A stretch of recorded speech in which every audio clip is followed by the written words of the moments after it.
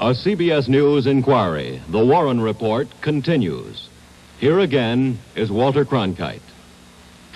The most recent, most spectacular development in the Oswald case involves the CIA. It involves, too, the spectacular district attorney of New Orleans, a man they call the Jolly Green Giant. It involves arrests, hypnotism, truth serum, bribery charges, and for the first time, an outline of a conspiracy. It certainly accounts for the recent national upsurge of suspicion concerning the conclusions of the Warren Report. And it raises a new question. Was the assassination in New Orleans? Mike Wallace reports. New Orleans District Attorney Jim Garrison quietly began his own investigation of the assassination last fall. In a sense, he picked up where the Warren Commission had left off. Warren investigators questioned a number of people in New Orleans after the assassination, and they failed to implicate any of them. But the more Garrison went back over old ground, apparently, the more fascinated he became with the possibility that a plot to kill President Kennedy actually began. By the time the story of his investigation broke 4 months ago, he seemed supremely confident that he could make a case, that he had solved the assassination.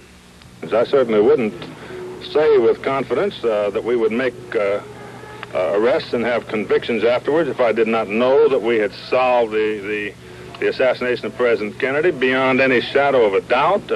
I can't imagine that people would think that I would guess and say something like that rashly. There's no question about it. We know what cities were involved. We know how it was done in the essential respects. We know the key individuals involved. And we're in the process of developing evidence now. I thought I made that clear days ago. He shocked New Orleans 4 months ago by arresting the socially prominent Clay Shaw, former director of the New Orleans International Trade Mart. Garrison's charge was that Shaw had conspired with 2 other men to plot the assassination of President Kennedy.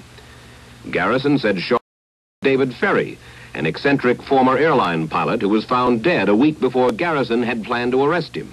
Incidentally, the coroner said Ferry died of natural causes. Garrison called it suicide.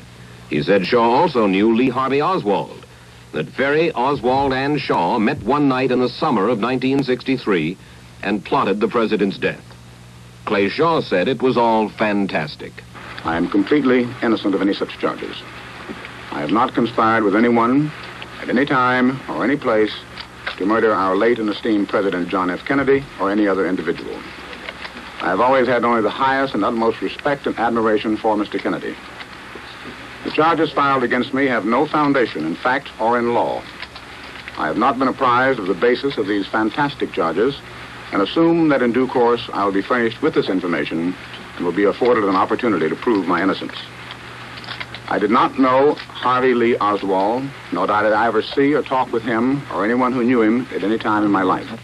A preliminary hearing for Shaw was held 2 weeks after his arrest. The hearing was complete with a surprise mystery witness, Perry Raymond Rousseau, 25-year-old insurance salesman and friend of the late David Ferry. Through 3 days of intense cross-examination, Rousseau held doggedly to his story that he himself had been present when Shaw, Ferry, and Oswald plotted the Kennedy assassination. Rousseau admitted at the hearing that he had been hypnotized 3 times by Garrison men. A writer for the Saturday Evening Post said he read transcripts of what went on at those sessions. The writer suggested that Rousseau's entire performance at the hearing was the product of post-hypnotic suggestion. Clay Shaw was ordered held for trial. It could be months before the trial actually takes place.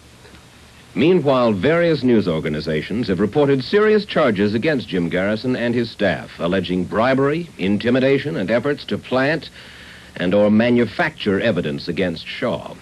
Last month, Newsweek magazine said Garrison's office had tried to bribe Alvin Boboff, a 21-year-old former friend of David Ferry.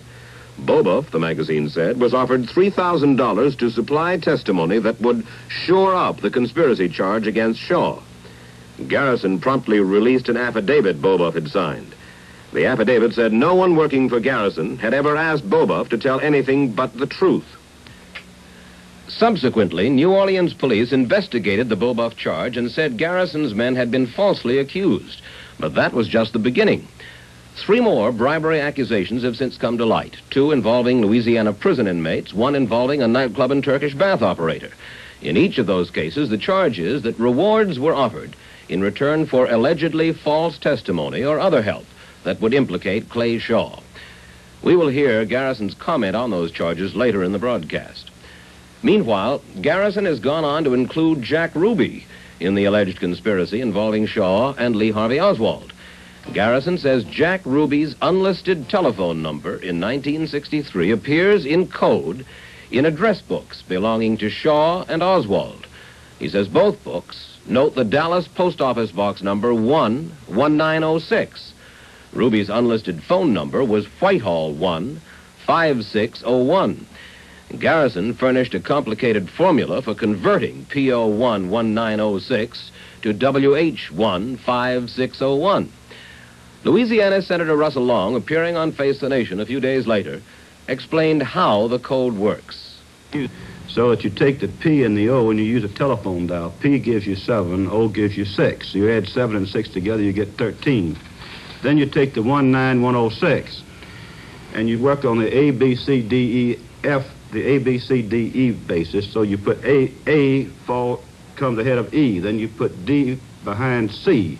And you reconstruct the numbers, and then you subtract 1,300, which you got from the PO, and that gives you Ruby's unlisted telephone number. Now, a Dallas businessman named Lee Odom had that Dallas post office box for a while in 1966. He said he didn't know how the number got in Oswald's address book, but he could explain how it got in Shaw's. Odom said he met Shaw when he went to New Orleans looking for a place to hold a bloodless bullfight.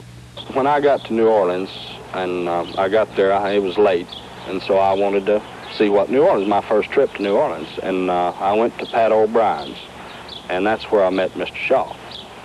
I was sitting drinking at the bar, and he was sitting next to me, and I got talking to him about if he thought a bullfight might go over good in New Orleans. And he said that he thought it would, and we introduced each other. He was in the real estate business and said he might be able to help me. So the next day, while we had lunch together and tried to find out about a place to have a bullfight. Made 2 or 3 phone calls, and we didn't find any place. So when I got ready to leave there, I give him my name and my box number, which I saw him write in his little book, and I never heard from him after that. But that's how the number got in the book. The number 19106 does appear in Oswald's address book, although some say the letters in front of it are not PO, but Russian letters. No one knows when Oswald made the entry. Garrison has expanded the scope of his charges to include not only a Shaw-Oswald-Ruby link, but the CIA as well. Further, Garrison says he knows that 5 anti-Castro Cuban guerrillas, not Lee Harvey Oswald, killed President Kennedy. He says the CIA is concealing both the names and the whereabouts of the Cubans. In an interview with Bob Jones of WWL-TV New Orleans, he discussed proof that the guerrillas were there at Dealey Plaza in Dallas. We have even located photographs in which we have found the men behind the grassy knoll and the stone wall before they dropped completely out of sight. There were 5 of them, 3 behind the stone wall and 2 behind the grassy knoll, and they're not quite out of sight. And they've been located in other photographs by process of bringing them out, although they're not distinct enough you can make an identification from their faces. But this is one of the photographs Garrison is talking about, shown first with an overlay. Those roughly drawn figures at the bottom of the page could be the men Garrison believes he sees through the little holes at the top. Now we remove the overlay to see the photograph itself, a hazy blow-up of an area from a larger picture. If there are men up there behind the wall, they definitely cannot be seen with the naked eye.